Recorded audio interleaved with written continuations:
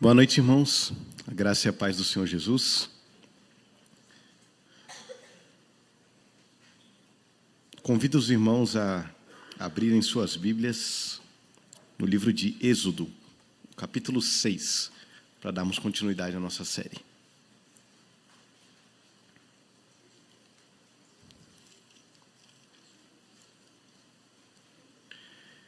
Êxodo, capítulo 6, nós leremos a partir do verso 28 e leremos até o final do capítulo 7, no verso 25.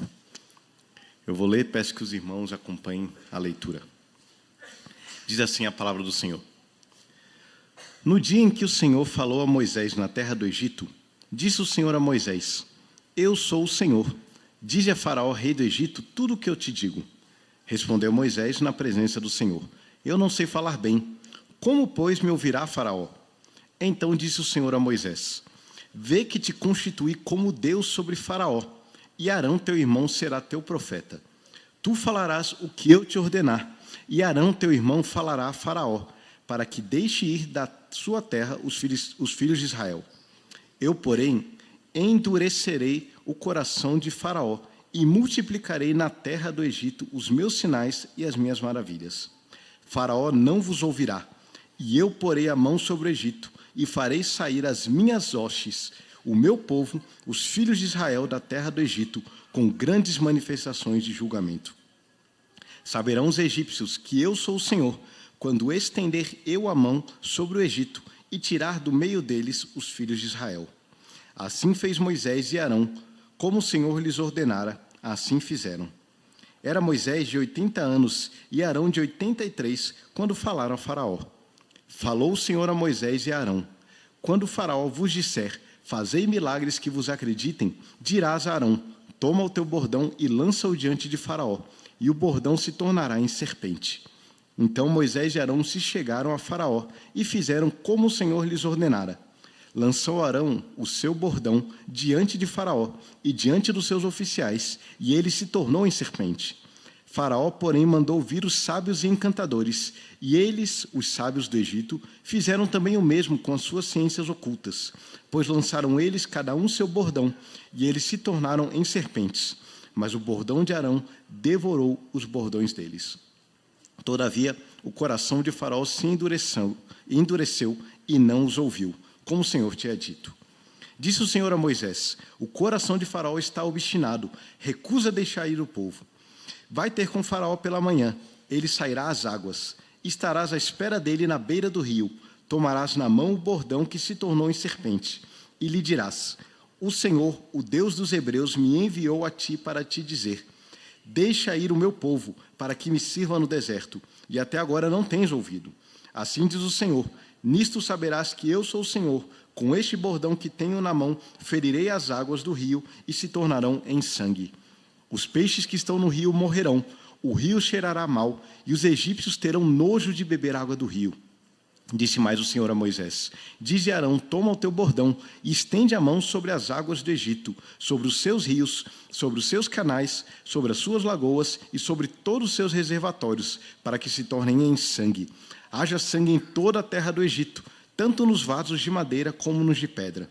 Fizeram Moisés e Arão como o Senhor lhes havia ordenado. Arão, levantando o bordão, feriu as águas que estavam no rio, à vista de Faraó e seus oficiais. E toda a água do rio se tornou em sangue, de sorte que os peixes que estavam no rio morreram. O rio cheirou mal, e os egípcios não podiam beber a água do rio, e houve sangue por toda a terra do Egito. Porém, os magos do Egito fizeram também o mesmo com as suas ciências ocultas, de maneira que o coração de Faraó se endureceu e não os ouviu, como o Senhor tinha dito. Virou-se Faraó e foi para casa. Nem ainda isso considerou o seu coração. Todos os egípcios cavaram junto ao rio para encontrar água para beber, pois das águas do rio não podiam beber. Assim se passaram 7 dias depois que o Senhor feriu o rio. Até aqui a palavra do Senhor. Quanto é preciso para crer? Quanto de evidência nós precisamos para crer em alguma coisa? Será que para nós acreditarmos em alguma coisa, seja lá o que for, Nós precisamos de várias informações, várias pesquisas, vários estudos, de forma que nós possamos acreditar em alguma coisa, de forma que nós possamos confiar em alguma coisa. Quando vamos ao médico e o médico nos diz, você precisa tomar esse remédio para melhorar, nós vamos atrás de estudos científicos antes para saber se o médico está dando o remédio correto ou nós confiamos na palavra dele? Quanto é preciso para que nós creiamos em alguma coisa? Muito tempo atrás, não sei, mais ou menos ali, acho que na década de 40, o grande filósofo britânico Bertrand Russell foi interrogado uma vez sobre... Ele era um ateu conhecido e foi interrogado. Senhor Russell, Sir Russell, né? Ele era Lord. O que o senhor faria, o que o senhor diria a Deus se quando você morresse, você encontrasse com ele? E ele respondeu, eu diria, não havia evidências suficientes, Deus. Não havia evidências. Mais recentemente, o cientista britânico também Richard Dawkins, muito famoso pelo seu livro Deus no Delírio, aqui no Brasil, participando da Feira Internacional de Paraty Literária, foi interrogado da mesma forma. O que você diria se, por acaso, você encontrasse Deus quando morresse? E ele respondeu da mesma forma, fazendo uma referência a Russell. Não havia evidências o suficiente, Deus. Não havia evidências. Nós buscamos evidências. Nós procuramos evidências para acreditar naquilo que nós acreditamos. O que nos move a crer naquilo que nós cremos? O que nos move a vivermos da maneira como vivemos? Onde está alicerçada a nossa fé? A nossa fé está alicerçada no vazio, de modo que nós precisamos dar um salto no escuro, como queria o filósofo dinamarquês Søren Kierkegaard? Ou nossa fé está ancorada em evidências? A nossa fé está ancorada naquilo que Deus fez ao longo da história. Ao longo do tempo, Deus se revelou de muitas maneiras, e no passado e ainda hoje, Ele concede evidências para que nós creiamos nele. Deus não nos deixa no escuro, Deus não nos deixa no vazio. Ele sempre se revela para que nós possamos crer nele. E nesses capítulos que nós vamos ler agora, nós vamos ver uma dinâmica muito interessante, que começando daqui, indo até o capítulo 11, nós vamos ver uma dinâmica constante entre a fé e a incredulidade. Como elas se comportam. Diante daquilo que Deus faz, como alguns creem, como outros não creem. Nós sabemos, antes de tudo, que a fé é um dom de Deus, mas vários outros fatores influenciam na dinâmica da crença. E é isso que nós vamos ver aqui nesses capítulos. Deus vai se revelar de uma forma ainda maior do que Ele já havia se revelado. E nós vamos precisar nos posicionar a cada manifestação de Deus, se nós cremos nele, se nós confiamos nele ou não.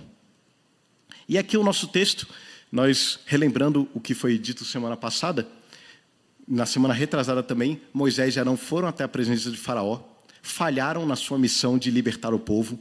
Moisés estava extremamente chateado e triste por causa de tudo que tinha acontecido, e Deus mostra para Moisés que Deus tinha um plano. Ele tinha um plano para libertar o povo. Nada fugiu do controle dele. Ele era soberano sobre toda aquela situação. E o texto nos mostra que, inclusive, desde o passado, nas gerações que vêm desde Levi até chegar em Moisés e Arão, Deus tinha esse plano para que chegasse neles e eles agora pudessem executar o plano de Deus. E voltando aqui, mais uma vez, nós vemos Deus falando com Moisés e Arão. Quer dizer, falando com Moisés e depois com Arão. E diz o texto que no dia em que o Senhor falou a Moisés na terra do Egito, disse o Senhor a Moisés, eu sou o Senhor, dize a Faraó, rei do Egito, tudo o que eu te digo. Respondeu Moisés na presença do Senhor, eu não sei falar bem, como, pois, me ouvirá Faraó? Então, Moisés retoma o mesmo argumento que ele havia usado lá atrás, no Monte Sinai ainda, quando Deus havia se revelado a ele, de que ele não sabe falar bem. E ele tinha agora algo concreto para mostrar. Eu não sei falar bem, olha só, eu falei com o Faraó, não deu certo, não sei falar bem. Como que Faraó vai me ouvir? E mais uma vez Deus reforça pacientemente com Moisés que ele deveria ir e que Arão seria o seu porta-voz. E é interessante que Deus ter se revelado a Moisés no Egito, porque para o contexto dos israelitas era muito importante que Deus se revelasse dessa forma. Por quê? Porque havia, na época, e isso vai perdurar ao longo de todo o Antigo Testamento, a ideia de deuses territoriais, que cada território tinha um deus, e esse deus só tinha poder e influência naquele território. Então Deus havia falado com Moisés no deserto. Então Yahvé seria um deus do deserto. Mas agora Yahvé fala com Moisés no Egito. Então Deus vai mostrar que ele não está restrito ao deserto, mas ele também fala no Egito com seus servos. E logo mais ele também vai manifestar o seu poder aos seus servos no Egito. Ele não era um Deus territorial. Na verdade, todo esse texto, Deus vai mostrar que ele é Senhor. Senhor sobre os hebreus, Senhor sobre o Egito, Senhor sobre o Nilo, Senhor sobre tudo que nós podemos imaginar. E ele vai se revelando. E ele fala com Moisés, e ele fala de maneira interessante com Moisés, que ele diz: então disse o Senhor a Moisés, vê que te constituí como Deus sobre Faraó. Mas isso é a nossa tradução, porque o texto literal diz que vê que te constituí Deus sobre Faraó, e Arão será o teu profeta. A ideia aqui é que não é uma comparação. Moisés seria como o próprio Deus na presença de Faraó. Faraó queria uma disputa de divindades? Ele teria. O próprio Moisés se colocaria na presença de Faraó. E como Deus, não como Deus, ele seria Deus, eu te constituí Deus. E Arão seria o seu profeta. Aquele que falaria em nome de Deus, mas estaria falando ali em nome de Moisés. Deus vai mostrar com isso que Faraó não estava lidando com mensageiros. Faraó estava lidando com o próprio Deus. O seu endurecimento era contra o próprio Deus. A sua afronta era contra o próprio Deus. Nós vimos já anteriormente que o pano de fundo é esse. Quem é o verdadeiro Senhor? Faraó ou Yahvé? E isso vai acontecer aqui mais uma vez, quando ele for até lá. E isso vai ser até significante também para Faraó, que Faraó também dificilmente falava com o povo comum. Ele não se dirigia às pessoas, ele tinha seus porta-vozes, porque esse distanciamento mostrava a sua autoridade e o seu poder. O fato de Moisés de falar com Faraó por meio de Arão também vai atestar para Faraó e para toda a corte que eles estavam lidando com uma autoridade superior, que eles não estavam ali de brincadeira, que eles não eram simplesmente escravos fazendo apelos, mas eles estavam indo em nome do Deus verdadeiro falar com Faraó. Então, e Deus continua falando para Moisés aquilo mais que ele fará. Ele vai falar que Moisés e Arão vão falar que Faraó deixe ir os filhos de Israel. Nós vimos que antes havia uma negociação, né? Deixa ir para adorar. Agora o tempo todo vai ser, deixa ir o meu povo. Não vai ter mais negociação. Faraó não quis negociar antes, agora não vai negociar nada. Agora o apelo é direto, deixa ir o meu povo. E Deus continua explicando para Moisés tudo o que vai acontecer. Moisés não iria no escuro. Moisés saberia tudo o que aconteceria. E ele vai dizer que eu, porém, endurecerei o coração de Faraó. Deus revela que tudo o que vai acontecer tem um propósito maior que Moisés agora está começando a entender. Deus endureceria o coração de Faraó. Deus iria agir no coração de Faraó para que Faraó resistisse a Deus. E todo o texto, daqui que nós vamos ver até a libertação dos egípcios, até a libertação de Israel dos egípcios, nós vamos ver uma dinâmica constante entre essa ideia do endurecimento relacionada com a soberania de Deus e com a responsabilidade humana. Porque em vários textos vai dizer que Deus endureceu o coração de Faraó. Então era uma obra de Deus no coração de Faraó. Mas em muitos outros vai dizer que Faraó endureceu o seu coração.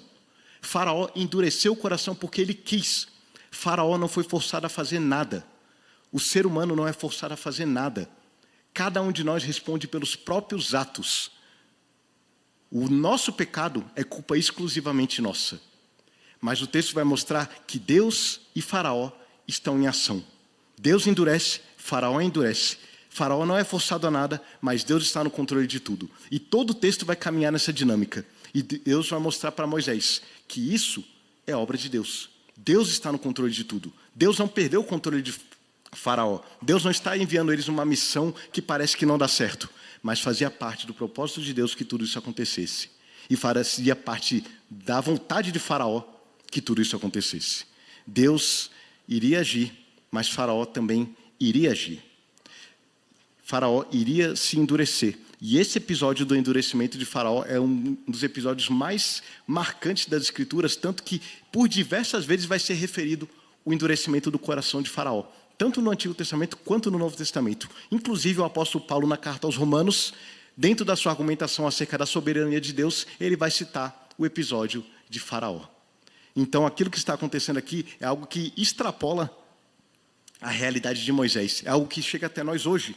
É algo que revela sobre quem Deus é. É algo que revela sobre os propósitos, os desígnios e os planos de Deus, mas que estava acontecendo na história. Deus age no meio da história, e no meio da história ele se revela. E ele mostra que Faraó não iria ouvir Moisés e Arão, porque ele não queria. Faraó não queria ouvir, e ele não iria ouvir, porque ele estaria com o coração endurecido, ou a palavra que é usada em hebraico também serve para pesado. O coração de Faraó se tornaria cada vez mais pesado.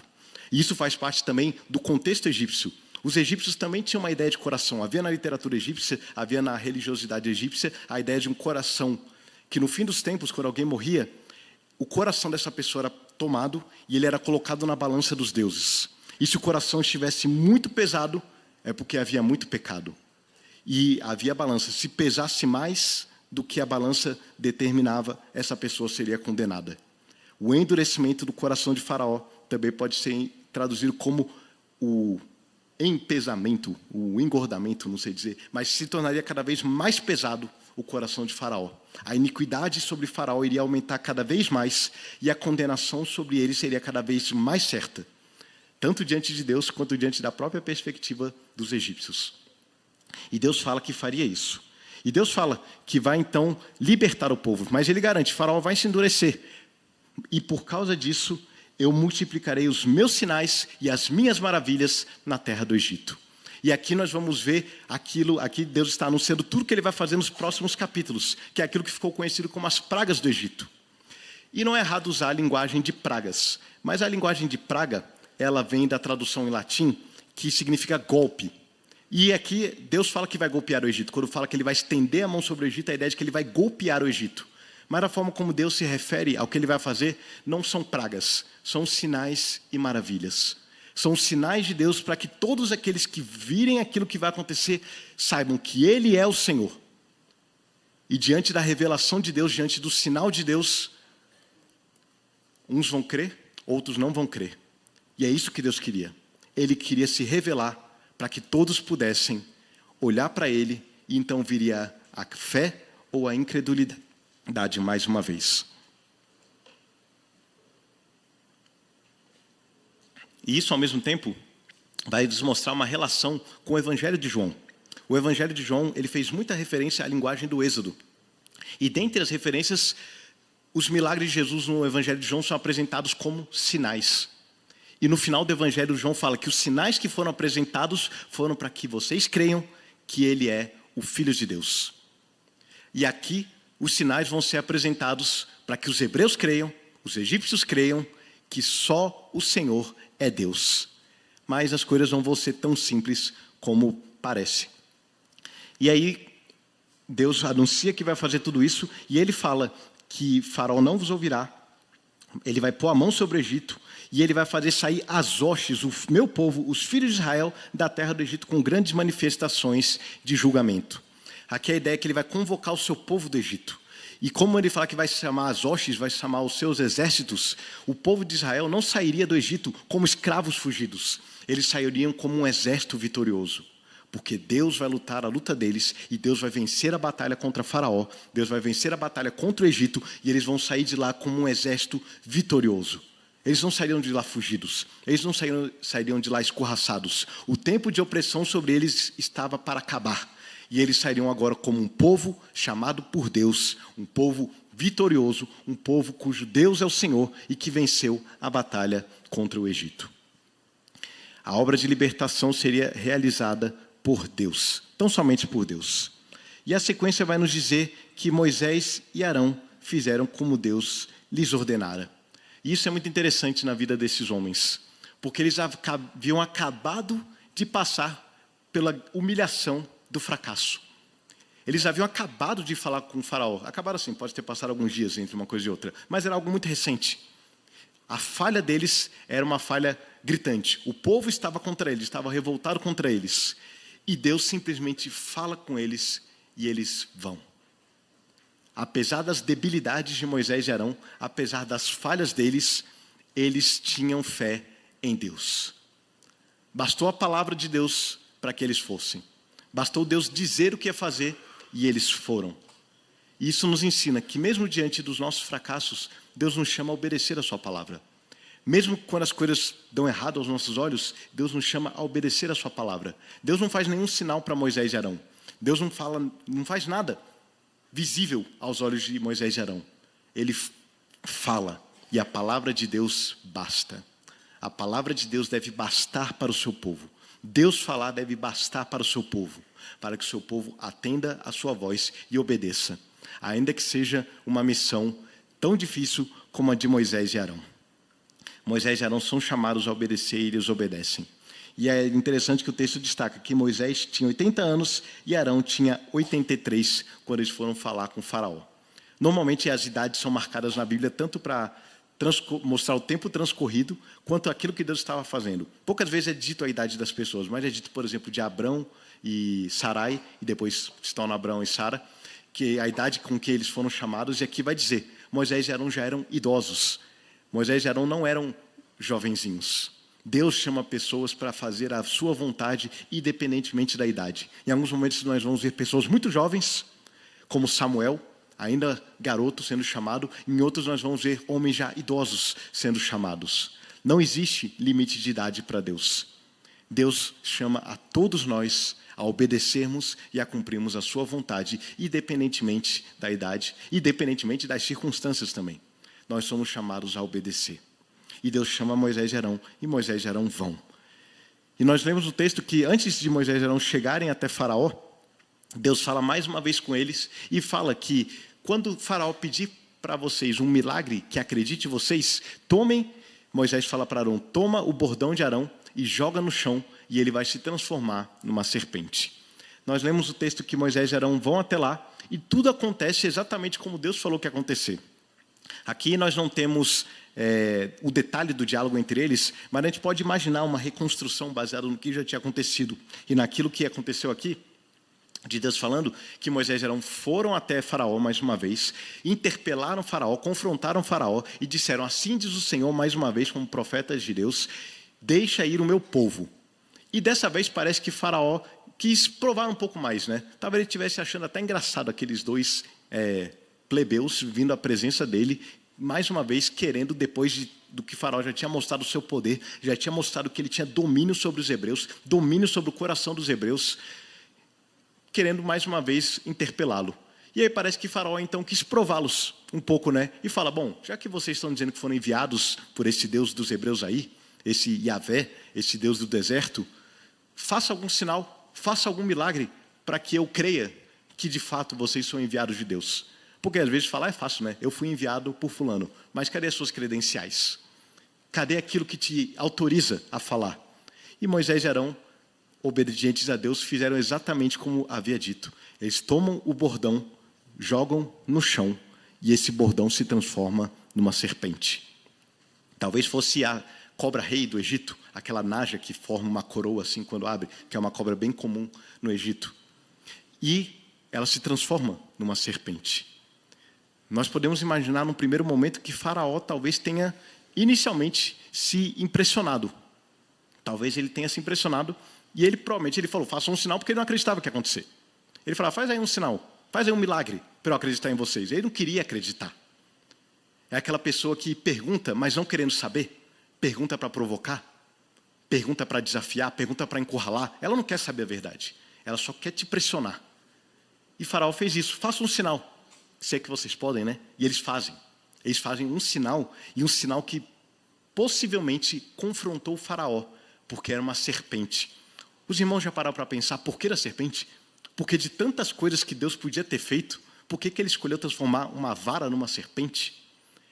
E nisso nós vamos agora adentrar o panteão do Egito, porque algumas das grandes divindades do Egito eram serpentes.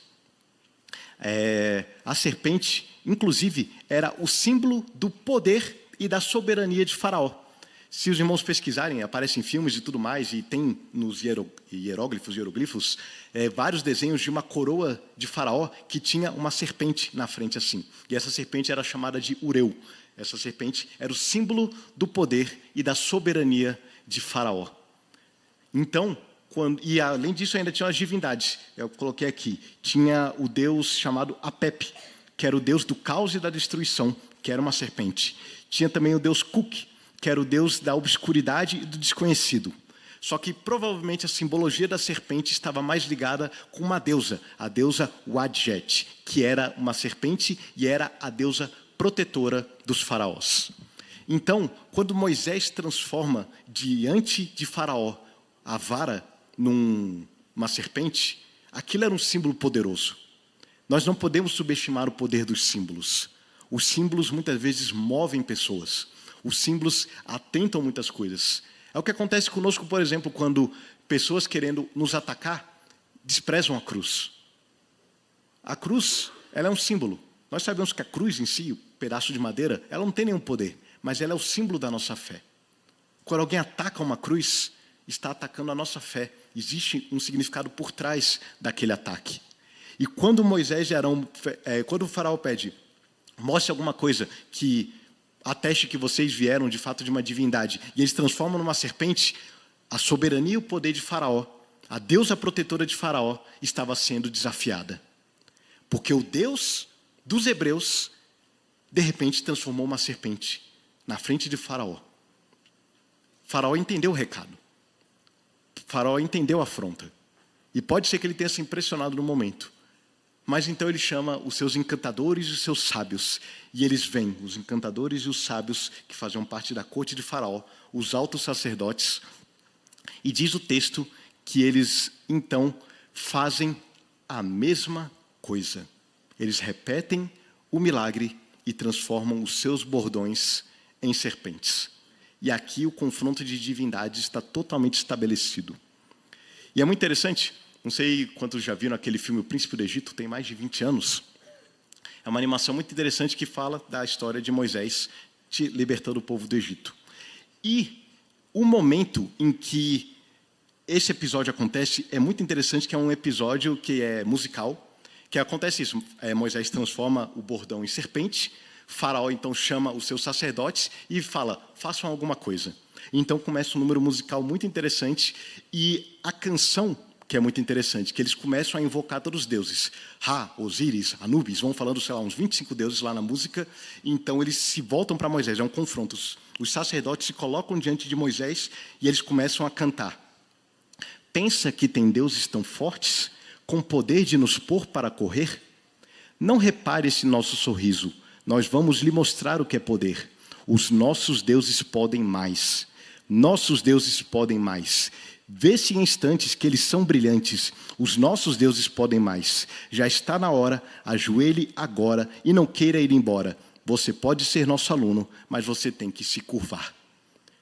A mensagem que o filme retrata muito bem é: os nossos deuses são mais poderosos que o seu Deus. Os nossos deuses podem fazer mais. Mas você é convidado a crer nos nossos deuses, que nem nós cremos. E eles vão fazer muito mais do que você pode imaginar. O confronto de Deus está estabelecido. Os nossos deuses podem mais. Esse é sempre o apelo daqueles que confrontam a Deus. Esse é sempre o apelo do mundo. Os nossos deuses podem mais. Você quer riqueza? Os nossos deuses podem te dar mais do que Deus. Você quer fama? Os nossos deuses podem mais. Você quer uma boa família? Os nossos deuses podem mais. Esse é o apelo constante do mundo. Os nossos deuses podem mais. E tudo que você precisa fazer é se curvar. Esse é o apelo constante e esse é o confronto entre Deus e Faraó. E a pergunta que pode ser levantada para nós é: como eles fizeram isso? Será que de fato eles transformaram os bordões em serpentes?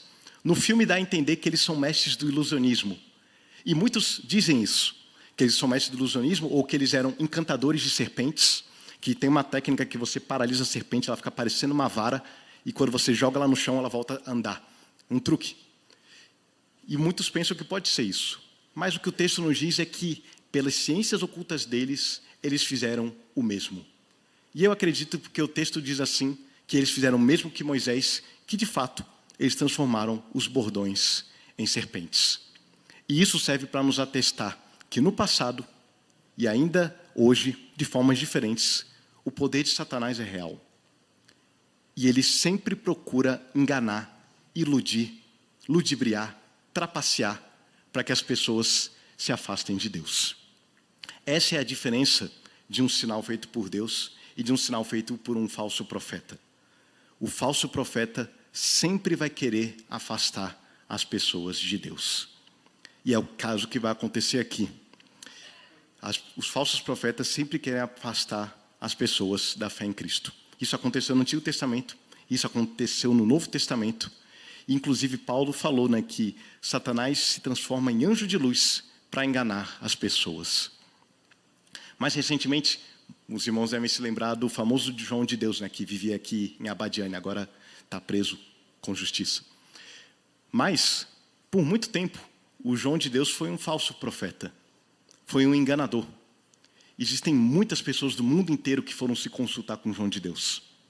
Artistas, políticos, existem vários ministros aqui de tribunais superiores que eram clientes assíduos do João de Deus. Hoje em dia, preferem nem falar, depois de todo o escândalo que apareceu. Mas tem uma coisa interessante do João de Deus. Ele fazia coisas. Tem um amigo meu, pastor, formou comigo no seminário, pastor Lucas, lá de Anápolis. Ele é formado em jornalismo. E o trabalho de conclusão de curso dele de jornalismo, dele e dos colegas dele, eles conseguiram uma entrevista com o João de Deus. E foram entrevistar o João de Deus, passaram, um dia, 2 dias com o João de Deus, perguntando para ele sobre tudo que ele fazia, como era a vida dele e tudo mais, e conversaram com pessoas. E ele me contou que ele viu pessoas testemunhando, juízes, pessoas diversas, falando, eu tinha um câncer, e o João de Deus me curou. Tem mais de 10 anos que isso aconteceu, e o câncer nunca voltou. Será que é mentira? Eu perguntei para ele, o que você acha? E ele fala, eu acho que é verdade que aconteceu. Mas essas pessoas depois ficavam presas ao João de Deus. E nós vimos o tanto de abusos que o João de Deus cometeu com tantas pessoas que ele fez mal. E o João de Deus era do tipo bem evasivo também. Porque perguntava, você é espírita? Ele, não, é que ele recebia lá, os espíritos, ele falou, não sou espírita, eu sou católico, mas eu gosto de frequentar a Assembleia de Deus. Para você ver, confusão. O que as pessoas iam pensar? Ué, mas ele é uma coisa, não é? Ele faz sinais, não é? Confusão. Os falsos profetas querem confundir. Tudo isso tem na reportagem dele. Ele tem tudo gravado, tudo que o João de Deus falou. E essas coisas acontecem, porque Satanás sempre quer enganar as pessoas para afastá-las de Cristo. E aqui, quando os sábios de Faraó fizeram isso, o texto vai dizer que Faraó endureceu o coração. Então, a estratégia deu certo. Diante do sinal de Deus, diante do falso sinal, Faraó escolheu o quê? Se endurecer mais uma vez. Mas o texto vai nos dar uma outra observação muito interessante, que diz que a serpente de Arão engoliu as serpentes dos sábios. E a palavra que é usada é a palavra devorar. Mesmo que eles repitam o sinal, mesmo que Satanás procure repetir, ele nunca vai ser superior a Deus. Deus devora o poder inimigo. Deus traga aqueles que se levantam contra ele. Essa mesma palavra devorar vai ser usada em outros momentos na narrativa do Êxodo. Por exemplo, quando eles atravessam o Mar Vermelho e diz que o mar se fechou sobre os egípcios, a palavra é o mar devorou, a mesma palavra. Quando Coré, Datã e Abirão se levantam contra Deus e contra Moisés, numa revolta no meio do povo, diz que a terra se abre e os devora. É a mesma palavra. Deus sempre mostra que o poder dele é um poder incontestável. É um poder que não pode ser desafiado. Mas Faraó se endurece. Exatamente como Moisés havia falado. Ele se recusa a ouvir os mensageiros. Deus apresentou evidências. Deus mostrou o seu poder. Deus mostrou, inclusive, que o poder de Faraó, da serpente, estava sendo tragado pelo poder de Deus. Estava sendo devorado pelo poder de Deus. Faraó se endureceu porque ele não quis ouvir, mas a mensagem estava clara. O seu poder está sendo devorado. O seu poder está sendo tragado. o Senhor se revelou na presença de Faraó e de seus oficiais. E agora os deuses do Egito começaram a ser destronados. Nós vamos ver que em cada sinal Deus está humilhando os deuses do Egito e mostrando que Ele é o verdadeiro Deus, o único e verdadeiro Deus. E o texto vai continuar, mostrando que diante da dureza de Faraó, agora Deus vai começar a golpear o Egito. É até interessante que uns falam, né, que talvez esse seja o primeiro sinal, porque de fato foi o primeiro sinal que o Faraó viu, mas o primeiro sinal golpeando a terra do Egito é o próximo que nós vemos a partir do verso 14. Que após Faraó se recusar mais uma vez a deixar os hebreus irem, mesmo diante dos sinais de Deus, Deus fala com Faraó, com Moisés e fala, vai de novo falar com Faraó. E você agora vai se encontrar com ele na beira do rio. E lá você vai fazer um novo sinal, você e Arão, peguem a vara, que era a cobra. É até interessante isso, porque não diz anteriormente que a cobra voltou a ser uma vara. Mas aqui vai mostrar, né, que a mesma vara voltou a ser uma cobra. Então, Deus sempre faz mais. Deus sempre faz mais. Deus transformou o bordão numa cobra e a cobra de volta num bordão. E esse mesmo bordão agora seria usado para fazer os demais sinais que Deus faria. Não porque havia um poder naquele bordão, mas era mais uma vez o símbolo. Sempre que Faraó visse aquele bordão, ele temeria, porque aquele bordão era um sinal do poder de Deus. E agora ele fala mais uma vez com Faraó, com Moisés, e diz que ele deveria de novo confrontar o rei e falar que por causa da dureza de coração, agora todo o Egito começaria a sofrer. Até agora eles não estavam sofrendo, mas Deus agora vai devolver todo o sofrimento que eles infligiram sobre os israelitas. E ele fala, as águas se tornarão em sangue, o Nilo vai se tornar em sangue, os peixes vão morrer e a terra vai feder, porque você está obstinado, deixa ir o meu povo. Era a mensagem que Moisés deveria mais uma vez levar a Faraó. E aqui, as águas transformadas em sangue, existem várias teorias que procuram explicar os milagres do Egito de forma naturalista. Digamos assim, que foi uma sequência de eventos que um está ligado com o outro e por causa disso foram acontecendo. Então, por exemplo, a água se tornar sangue, na verdade, é o fenômeno do Nilo Vermelho, que é um fenômeno natural do Nilo. E por causa disso, as rãs saem da água. E as rãs não conseguem viver fora da água, elas morrem. E aí aparecem as moscas. E por causa das moscas vêm os piolhos. E aí vão fazendo uma sequência que tenta uma coisa conectar a outra. Mas o que a gente vê pelo texto é que existe um intervalo entre os sinais de Deus. Às vezes de dias, meses, às vezes parece que foi um dia depois do outro, mas a gente vai ver pela narrativa que talvez tenha sido um período de mais de 6 meses entre o primeiro sinal e o último sinal, até que Faraó deixasse o povo de Israel ir. Mas o fenômeno do Nilo Vermelho é um fenômeno que acontece até hoje, que na época das enchentes, levanta-se sedimentos do rio, lá na nascente, e elas vão sendo arrastadas pelo rio, e o rio fica com uma coloração vermelha, parecendo sangue. Isso acontece. Mas, uma coisa que não é explicado pelo fenômeno do Nilo Vermelho é por que os peixes morreram. Porque os peixes não morrem por causa desse fenômeno. É só um fenômeno de levantar sedimento e depois ele decanta e os peixes vivem normalmente. Por que os peixes morreram? Não existe uma explicação para isso. Então, as tentativas, muitas vezes, de tentar explicar aquilo que Deus faz de forma natural, é mais uma forma de tentar desacreditar aquilo que Deus disse que Ele fez. Mas Deus fez, e Ele disse que faria. E uma coisa interessante, que Ele não só atacaria o Nilo, mas os afluentes, os reservatórios, as lagoas, dentro das vasilhas, nas casas, a água ia virar sangue. Aí não tem explicação de Nilo Vermelho que possa mostrar que foi um fenômeno natural. E ainda que fosse, Moisés ia falar, vai virar sangue, e de repente tudo fica vermelho. Ainda que fosse um fenômeno natural, Moisés estava controlando o fenômeno natural. Ainda que fosse, mas era muito além disso, porque atingiu toda a terra do Egito, muito além do rio Nilo.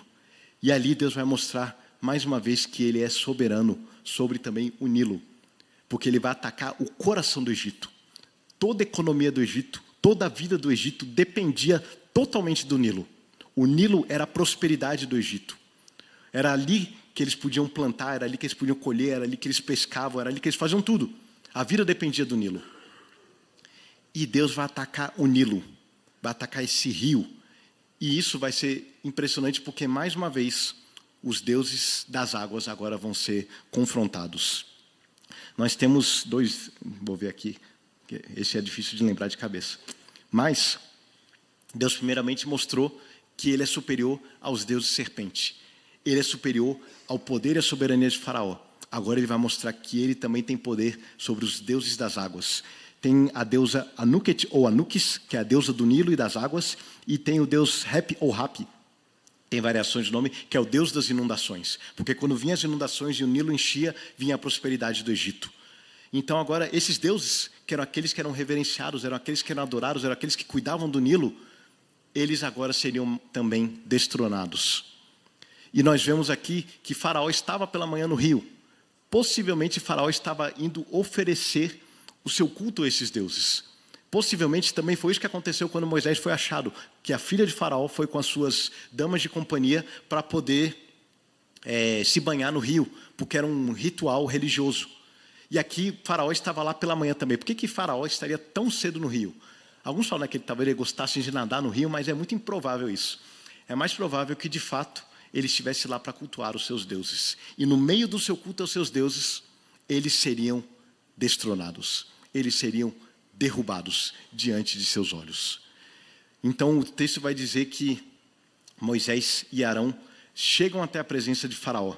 E Faraó deve estar passando no seu barco, Moisés e Arão já estão lá na beira do rio, e Moisés e Arão confrontam Faraó e falam, assim diz o Senhor, deixa ir o meu povo, senão as águas do Nilo vão se transformar em sangue.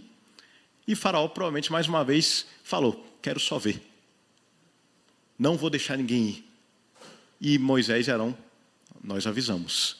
E diz o texto, né, que Arão fere as águas e move o seu bordão por todas as direções da terra do Egito, e de repente toda a água começa a se tornar em sangue.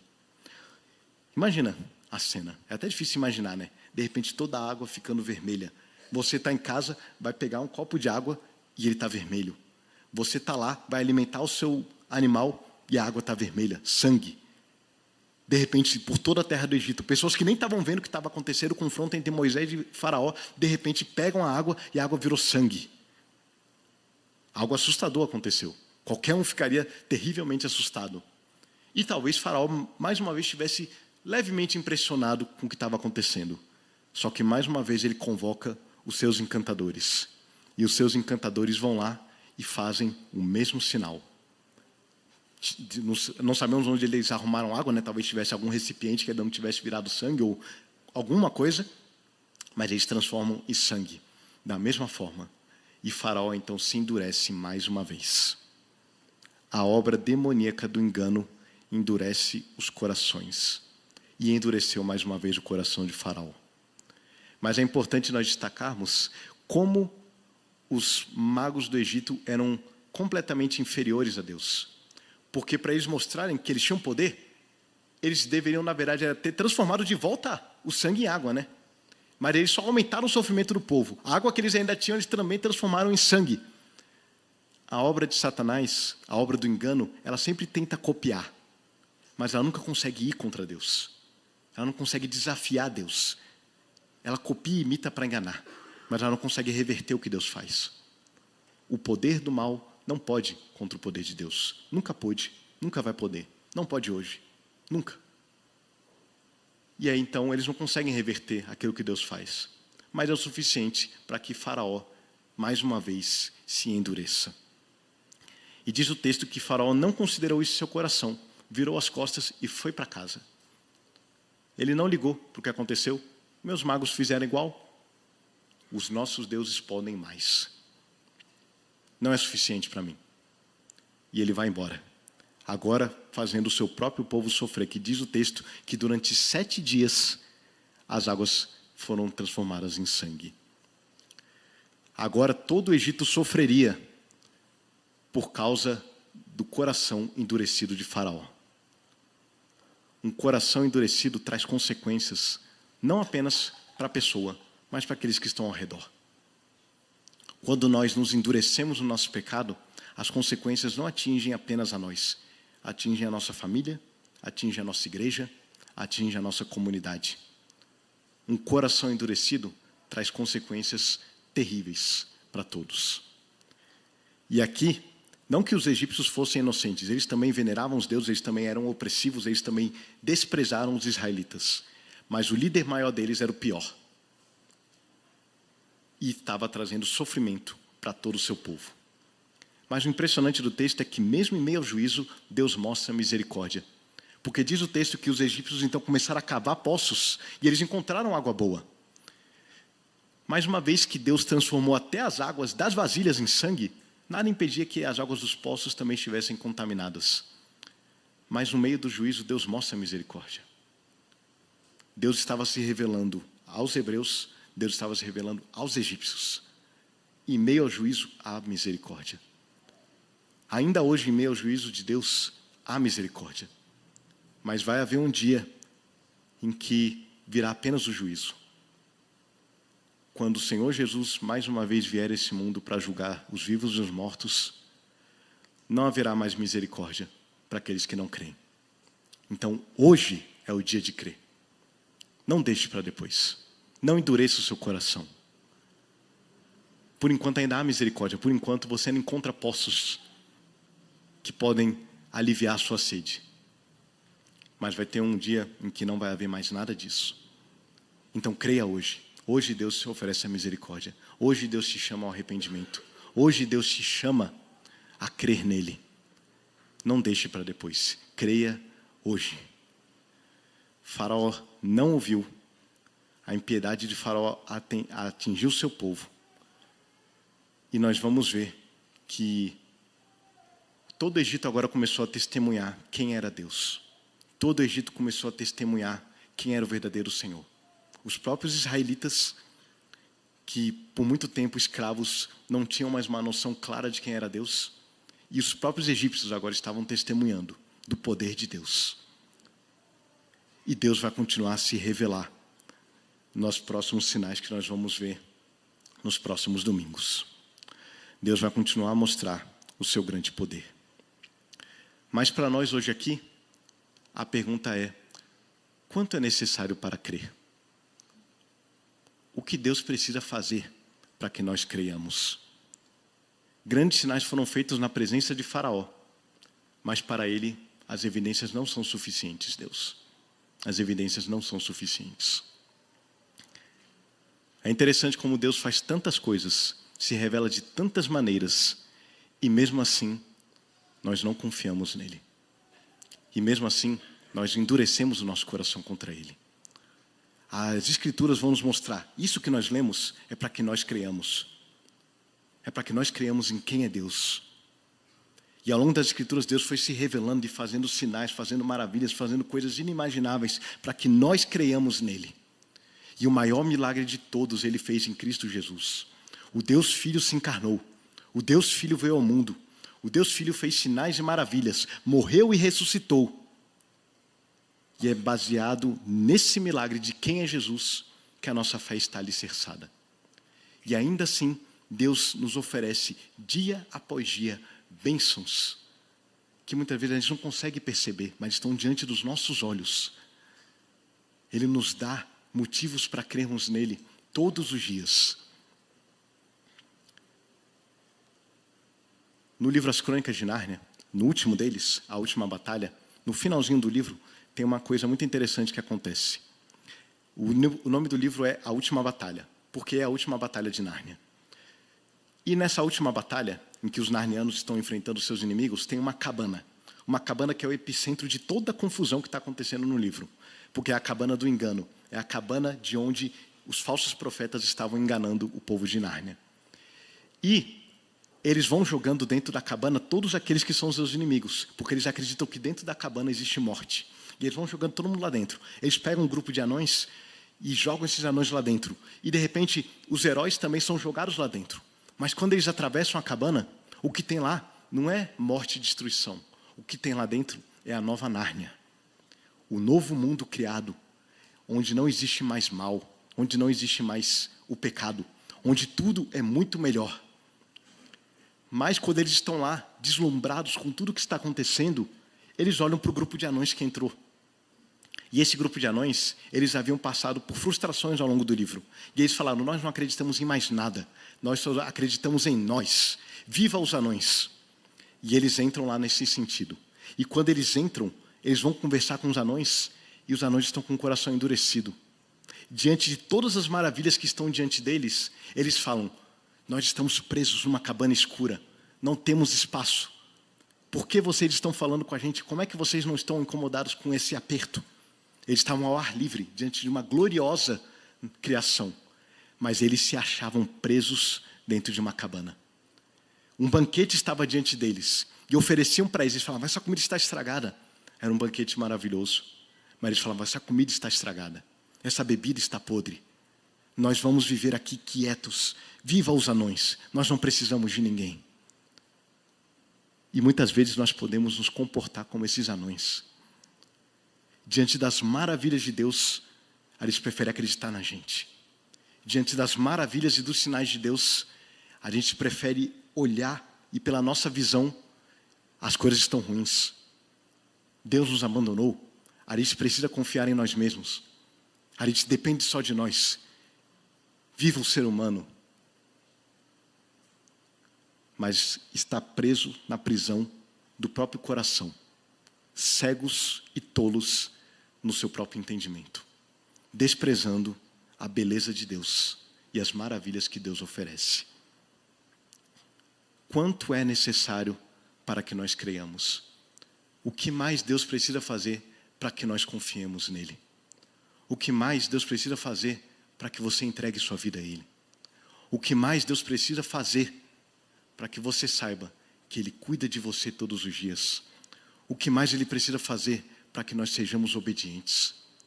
O que mais Ele precisa fazer para que, mesmo diante de uma missão impossível como a de Moisés e Arão, aos olhos humanos, nós cumpramos a missão que Ele nos deu de pregar o Evangelho a um mundo endurecido? O que mais Deus precisa fazer? Quanto é necessário para crer? Quanto é necessário para que nós confiemos em Cristo Jesus? Que Deus nos abençoe. Vamos orar?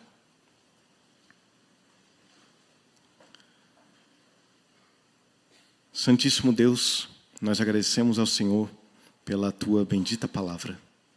Agradecemos a Deus porque pela Tua palavra nós conhecemos quem Tu és. Pela Tua palavra nós conhecemos que o Senhor é o Senhor sobre todas as coisas. O Senhor era o Senhor sobre Israel, o Senhor é o Senhor sobre o Egito, o Senhor é o Senhor sobre o Nilo, e o Senhor é o Senhor sobre o mundo todo. O Senhor é o Senhor sobre nossas vidas. Nós te louvamos, ó Deus, porque desde o passado e até hoje, o Senhor nos dá inúmeros motivos para crermos em Ti. O maior sinal de todos, o maior milagre de todos, o Senhor nos deu em Cristo Jesus, o nosso Salvador, que vivo está, como nós cantamos, e um dia voltará. Que nós possamos, ó Deus, verdadeiramente crer em Ti. Nos ajuda, Deus, a realmente não endurecer o coração, mas confiarmos em Cristo Jesus.